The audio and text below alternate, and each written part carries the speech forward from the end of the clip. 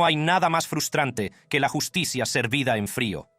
En los tribunales de todo Estados Unidos, el dolor a menudo estalla en violencia. Así que sentémonos en primera fila y exploremos las crudas emociones que estallan cuando las familias de las víctimas se enfrentan a los asesinos de sus seres queridos, examinando la ruptura del orden y la lucha desesperada por una apariencia de control en medio de una pérdida inimaginable. Bienvenidos a Cleveland, Ohio, al juzgado del condado de Cuyahoga, donde surgió una siniestra historia de horror que sacudiría a la comunidad hasta sus cimientos. Un asesino en serie, al acecho en las sombras, se cebó con los desprevenidos, dejando un rastro de dolor a su paso. Esta es la historia de Michael Madison. Acusado de 3 cargos de asesinato con agravantes, es un hombre cuyos atroces actos de violencia se cobraron la vida de 3 mujeres inocentes. Pero también es la historia del dolor insoportable de un padre. Un momento de angustia cruda y sin filtro que estalló en un tribunal para que el mundo lo viera. Michael Madison cargos. 3. Cargos de asesinato con agravantes. A medida que el sol se levantaba sobre East Cleveland a finales del verano de 2012, una nube ominosa comenzó a formarse, una que proyectaría una larga y oscura sombra sobre la ciudad durante los meses venideros. Fue durante este tiempo que Michael Madison, un hombre cuyo pasado estaba manchado por la violencia y los delitos sexuales, se embarcó en una ola de brutalidad que le valdría el sombrío título de asesino en serie. Eso nos trae a hoy, donde en breve presentaremos cargos de asesinato con agravantes contra Michael Madison, el sospechoso que tenemos en custodia. La comunidad, inconsciente del peligro que acechaba, siguió con su vida diaria. Pero bajo la superficie, un depredador estaba a la caza y las mujeres eran su presa. La primera en desaparecer fue Shetisha Shiley, una joven de 28 años cuya ausencia, en septiembre de 2012, sembró la inquietud entre su familia y sus amigos. Su desaparición marcó el inicio de una serie de acontecimientos que desembocarían en un angustioso descubrimiento. Pasaron los meses, y en junio de 2013 se denunció la desaparición de otra residente de Cleveland, Angela Deskins, de 38 años. La ciudad estaba en vilo, el miedo aumentaba cada día que pasaba. Entonces, en un cruel giro del destino, Shirelda Helen Terry, una joven de 18 años con toda la vida por delante, desapareció el 10 de julio de 2013, tras salir de su trabajo de verano en una escuela primaria local. El punto de inflexión llegó el 19 de julio de 2013, cuando un olor fétido llevó a la policía a un garaje alquilado por Madison. En el interior, encontraron los restos en descomposición de una mujer, una visión que atormentaría incluso a los agentes más avesados. El viernes, la policía de East Cleveland recibió una llamada sobre un olor nauseabundo cerca de la intersección de Sean Hayden. La policía y EMS respondieron e irrumpieron en un garaje donde descubrimos los restos de una víctima. Al día siguiente, 2 cuerpos más fueron descubiertos, cada uno envuelto en plástico, sus lugares de descanso final a solo 100 o 200 metros de distancia. Las pruebas eran irrefutables, y Madison fue rápidamente detenido tras un breve enfrentamiento en casa de su madre. Acusado de 3 cargos de asesinato con agravantes, el peso de sus crímenes empezó a pesar sobre él, ya que su fianza se fijó en la astronómica cifra de $6 millones. 2 víctimas adicionales fueron descubiertas. Sabíamos que teníamos múltiples asesinatos dentro de un área confinada, tal vez vinculados a la misma persona en nuestras manos. El juicio, que comenzó el 4 de abril de 2016, fue un proceso agotador. La Fiscalía presentó un caso construido sobre una base de pruebas abrumadoras y testimonios desgarradores de quienes conocían a las víctimas. La defensa, por su parte, señaló la problemática infancia de Madison, marcada por los abusos y el abandono, como factor determinante de sus actos. La sala se llenó de emoción cuando se leyó el veredicto, y las familias de las víctimas se abrazaron entre lágrimas. Michael Madison era culpable de todos los cargos. No sé por qué esta persona le hizo lo que le hizo a mi hija, pero solo quiero que todos recen por mí, porque esto es muy difícil para mí en este momento. La fase de sentencia no fue menos intensa. El 20 de mayo de 2016, el jurado recomendó la pena de muerte para Madison, una decisión que fue confirmada por la jueza Nancy R. McDonnell el 2 de junio. Al dictar la sentencia, la reacción de Madison no fue de remordimiento, sino de desafío. Una mueca cruzó su rostro, un gesto que parecía burlarse de la gravedad del proceso. «Hola, tribunal, mi nombre es Van Terry, padre de Shirelda Terry. Ahora mismo, supongo que en nuestros corazones debemos perdonar a este payaso, que ha tocado a nuestras familias. Se ha llevado a mi hija». Fue esta sonrisa la que resultó ser el punto de inflexión para Van Terry, que había soportado el juicio con una resolución estoica. Cuando se puso de pie para hacer su declaración, la expresión de suficiencia de Madison fue demasiado para él. En un momento de emoción abrumadora, Terry se abalanzó sobre el hombre que había asesinado a su hija, sus acciones una respuesta visceral al dolor y la injusticia que sentía. «Madre Mater me sonríe». «Muy bien, estoy bien. Quien quiera que esté en el sombrero rojo está excusado. El sombrero rojo debe irse». La sala del tribunal estalló en caos. Oficiales y transeúntes por igual se apresuraron a intervenir. La imagen del intento de un padre afligido de llegar hasta el asesino de su hijo fue grabada en vídeo, convirtiéndose rápidamente en un símbolo de la agonía que los delitos violentos infligen a las familias. Este momento, aunque impactante, fue una cruda muestra del dolor que se había ido acumulando desde la desaparición de la primera víctima. Fue el amor de un padre, la rabia de un padre y la desesperación de un padre, todo convergiendo en un único e inolvidable arrebato. El acusado, sin embargo, fue posteriormente condenado a muerte, a juicio de este tribunal. Las circunstancias agravantes y el curso de conducta, el delito de secuestro y el delito de violación por los que el acusado fue condenado, superan los factores atenuantes por pruebas más allá de toda duda razonable.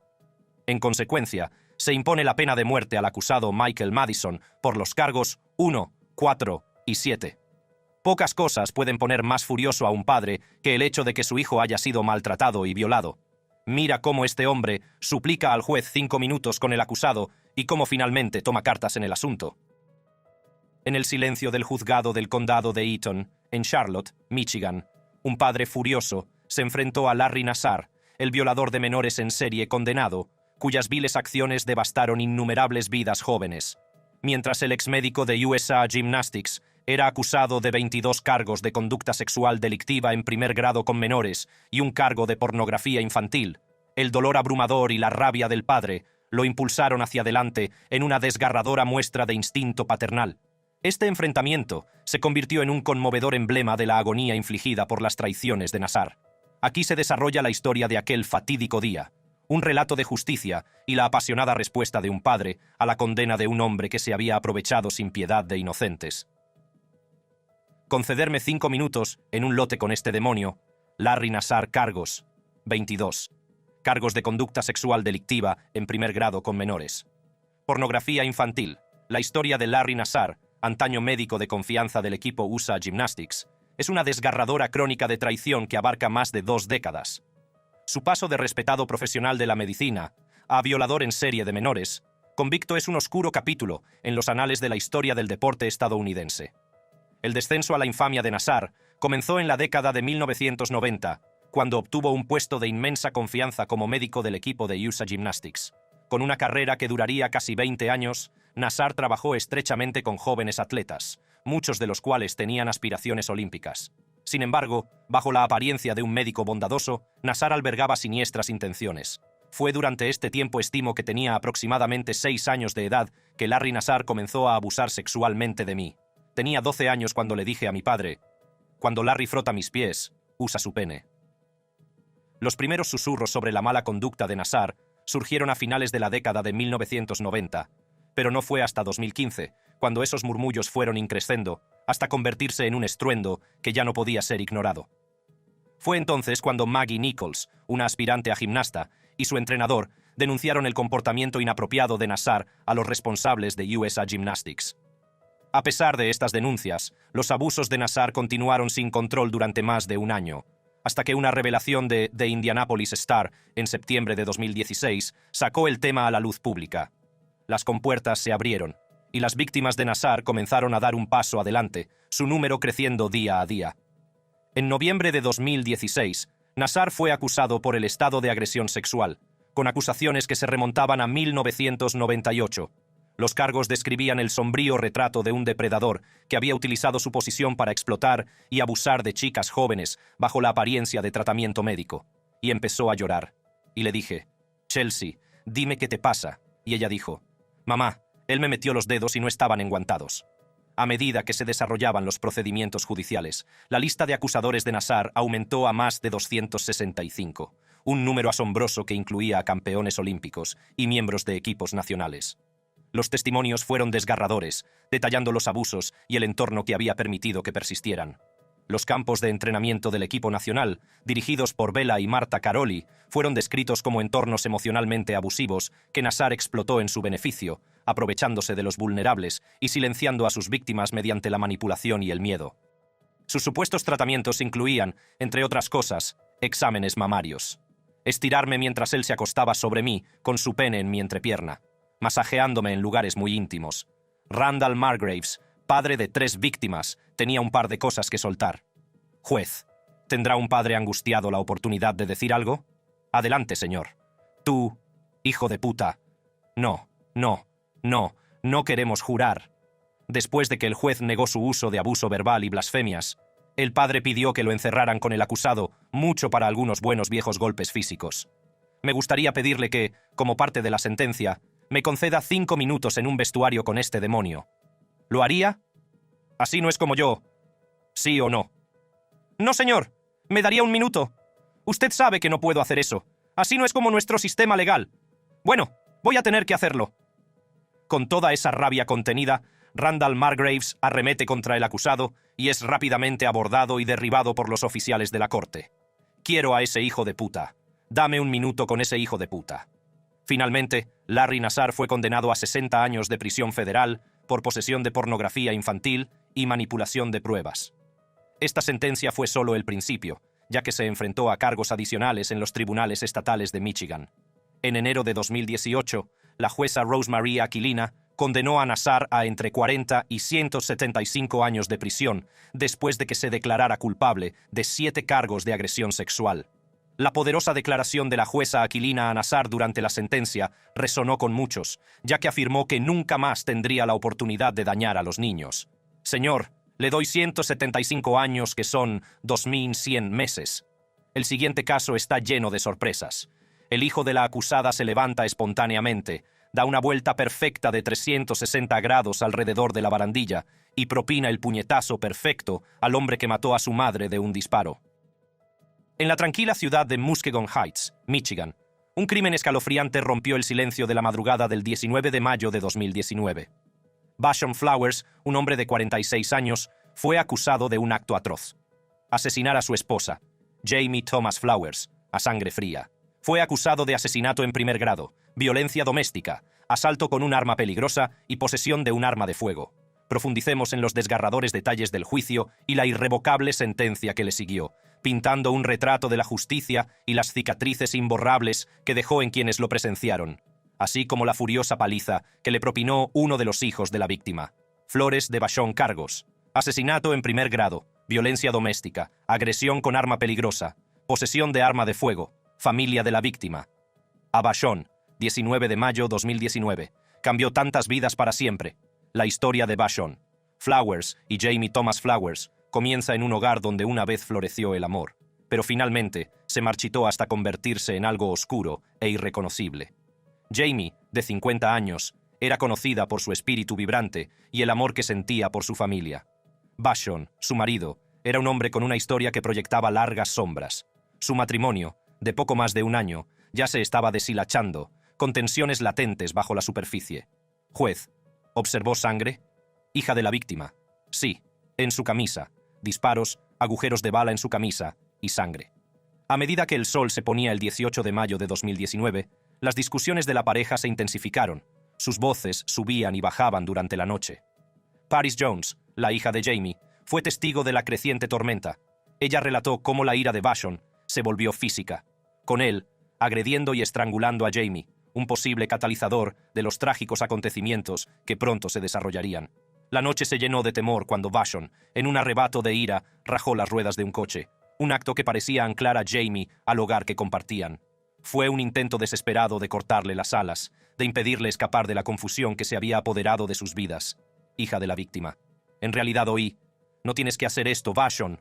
Por favor, no hagas esto. No tienes que hacer esto. Luego oí disparos. En las primeras horas del 19 de mayo, la tensión llegó a su punto de ruptura.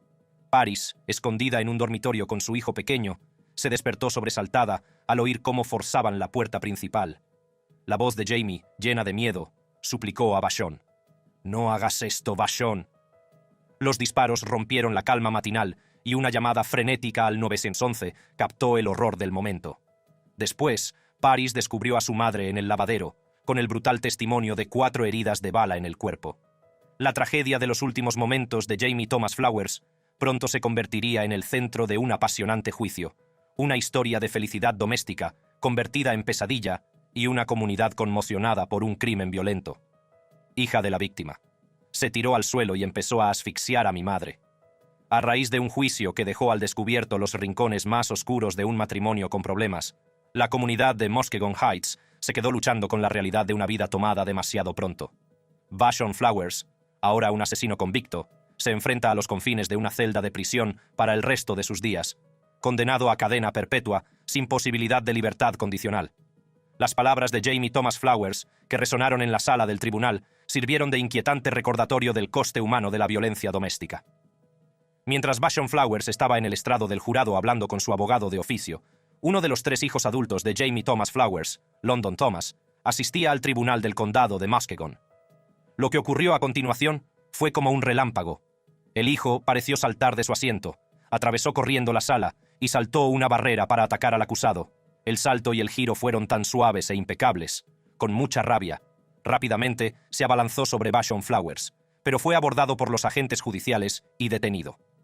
Tras la conmoción, el tribunal aplazó el caso durante 2 semanas. Los fiscales también revisarían las acciones de London Thomas y determinarían si se le acusará de algún delito. El siguiente caso es uno donde se puede sentir la ira visceral como cada puñetazo aterriza. Mira cómo Antonio Hughes se enfrenta a los funcionarios del tribunal para asestar varios golpes al acusado, Decian Brown. Estamos en el juzgado del condado de Hamilton, donde se respira una tensión palpable. Este no es un día cualquiera de justicia. Es el día en que la emoción cruda y la ley chocan en un momento que quedará grabado en la mente de todos los presentes. Estamos a punto de examinar una historia de tragedia inimaginable, una historia en la que el dolor de un padre, Antonio Hughes, se desborda en una muestra de angustia visceral. El acusado, Decian Brown, espera sentado el juicio, sin saber que está a punto de convertirse en el blanco de la furia de un padre, un hombre devastado por la pérdida de su hijo de 3 años, Nilo Latimore, y de la madre del niño, Nytasia Latimore. Al acusado se le imputan 2 cargos de asesinato con agravantes y pena de muerte, un cargo de maltrato grave de un cadáver y un cargo de manipulación de pruebas. Lo que se desarrolla es un drama judicial que desafía los límites del decoro legal y la desesperación humana. Esta es la historia del enfrentamiento de un padre con el presunto asesino de su hijo. Decian Brown cargos. 2 cargos de asesinato con agravantes con especificación de pena de muerte, un cargo de abuso grave de un cadáver, un cargo de manipulación de pruebas. Antonio Hughes. Decian Brown, te mereces nada menos que la pena de muerte. La sala del tribunal, lugar donde se delibera la justicia, se convirtió en el escenario de una desgarradora muestra del tormento de un padre. En un día que iba a estar marcado por el procedimiento legal, el dolor crudo y sin filtros de un padre en duelo hizo añicos el decoro esperado. Este es el relato de Tonio Hughes, un padre cuyo mundo se hizo pedazos, enfrentándose al hombre acusado de extinguir las vidas de su hijo pequeño y de la madre del niño. Antonio Hughes, no mereces nada más que la muerte. No mereces la vida en prisión, mereces la muerte. No mereces vivir, Decian Brown, eres un monstruo. Los investigadores habían elaborado un relato escalofriante, alegando que Brown no solo había apuñalado a Nytasia varias veces en un apartamento de Cincinnati, sino que también se había deshecho de su cuerpo cerca del puente Purple People. La joven madre fue encontrada, pero nunca se recuperó la pequeña e inocente vida de Nilo, que se cree que fue cruelmente arrojada desde un puente al frío abrazo del río Ohio. Un cochecito abandonado cerca del cuerpo de la madre y una manta de la Paw Patrol manchada con la sangre de Nilo fueron testigos mudos de la atrocidad. A lo largo del juicio, los abogados defensores argumentaron que el acusado no era mentalmente estable, pero después de la evaluación psiquiátrica, este argumento fue desechado. Psiquiatra forense. No encontré ninguna evidencia al hablar con él o las otras fuentes colaterales de información de alguna alteración significativa del pensamiento, humor, orientación, percepción o memoria. Tonio Hughes, el padre biológico de Nilo, entró en la sala con un peso sobre los hombros que ningún padre debería soportar. Sus ojos, llenos de una mezcla de dolor e incredulidad, estaban fijos en Brown. El aire de la sala estaba cargado de expectación cuando comenzó el juicio. Pero en unos instantes, la calma del tribunal se hizo añicos. En un instante, impulsado por una oleada de emoción que no se puede expresar con palabras, Hughes se abalanzó sobre él. El padre, cuya vida se había visto irrevocablemente alterada por la pérdida de su hijo y de la madre del niño, ya no podía ser contenido por las cadenas invisibles del protocolo de la sala. Su puño conectó con el lado derecho de la cabeza de Brown, una manifestación física de la angustia que había estado supurando en su interior. La sala se sumió en el caos cuando dos agentes del sheriff se apresuraron a intervenir, apartando al angustiado padre del acusado y poniéndolo bajo custodia. El impacto de las acciones de Hughes repercutió más allá del altercado físico. Faith Burton, una amiga de la familia, habló con la prensa y expresó la profundidad de la desesperación de Hughes. Todo lo que llevaba dentro, el dolor, se apoderó de él, dijo. Fue un momento de emoción desenfrenada, una reacción que, si bien no estaba tolerada por la ley, muchos entendieron como la respuesta de un corazón roto. Oficial de la corte. Chill out, dude. Oficial de la corte. Take him down. El sistema legal, sin embargo, no está hecho para albergar tales muestras de dolor, por muy comprensibles que sean. La juez Megan Shanahan declaró a Hughes culpable de desacato al tribunal y fue condenado a 7 días en el Centro de Justicia del Condado de Hamilton. La oficina del sheriff de Hamilton, a través de la oficial de información pública Kyla Woods, dejó claro que el tribunal era un lugar donde tal comportamiento no sería tolerado, haciendo hincapié en la inviolabilidad del proceso legal.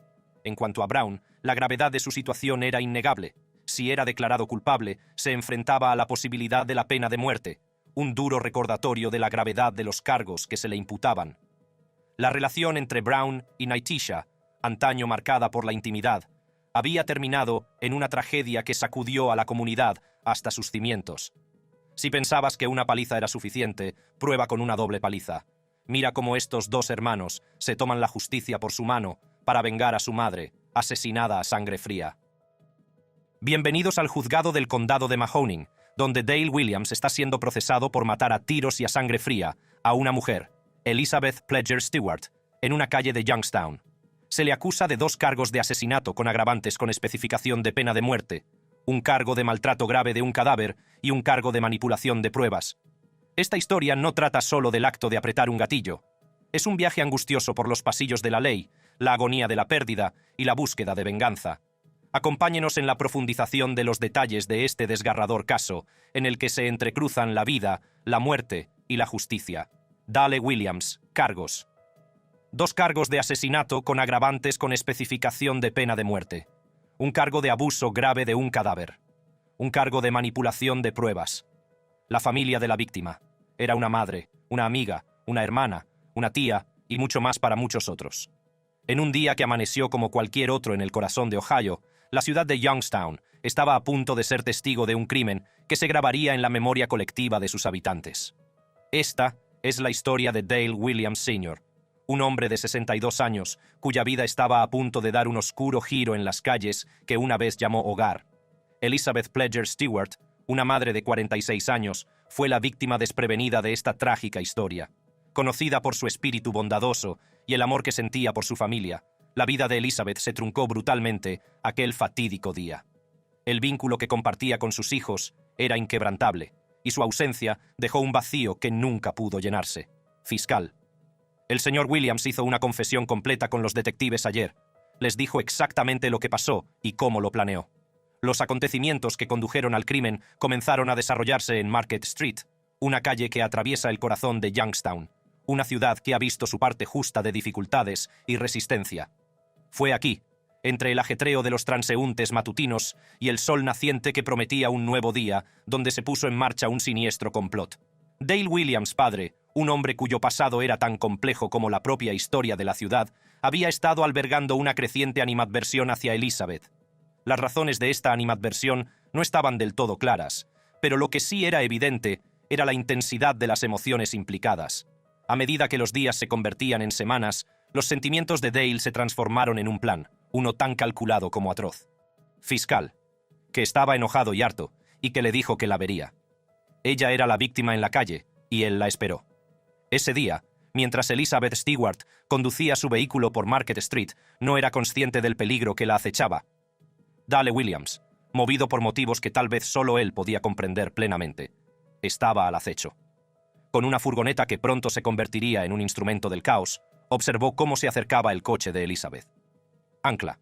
Me han dicho que las autoridades tienen videos de vigilancia que muestran a Williams sentado en su furgoneta en un callejón cerca de la escena del crimen de la calle Market durante casi una hora, esperando a que la víctima pasara en coche.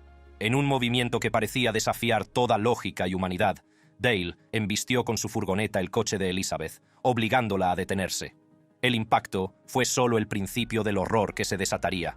Los testigos solo podían ver con incredulidad cómo Dale, con una determinación tan fría como las acerías que una vez definieron Youngstown, salía de su furgoneta.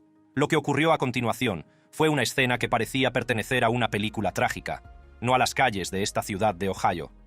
Dale, armado y decidido, se acercó al vehículo donde yacía Elizabeth, aturdida por la colisión. Sin dudarlo un instante, efectuó varios disparos, cada uno de ellos un signo de puntuación, en una frase que acabaría con la vida de Elizabeth arrebatada. Miembro del servicio comunitario. El momento más peligroso es cuando la víctima se prepara para salir, y después de salir es el momento más peligroso.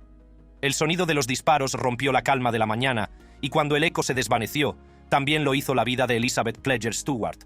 A medida que se desarrollaba la investigación, las piezas de este sombrío rompecabezas empezaron a encajar.